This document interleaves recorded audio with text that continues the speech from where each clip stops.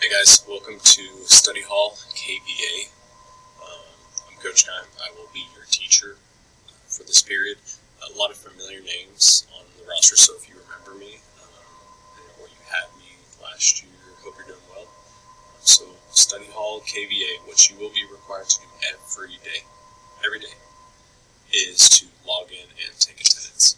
So what you'll do is in Canvas, under Modules, you will click whatever week we're on. So right now it's just week 1. So you'll click week 1, you will find August 19th.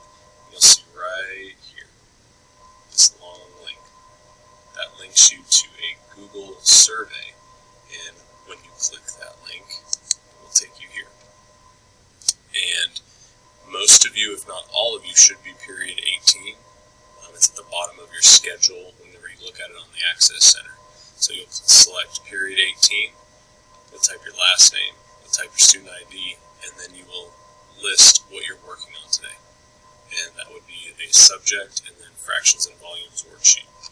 So something like that, whatever you're working on, and that will go there. And this is required every day. I have to take attendance to see who is participating and who we need to reach out to. Now, like I said in another one of my classes, like this whole situation is very fluid, and we all have to be adaptable to change.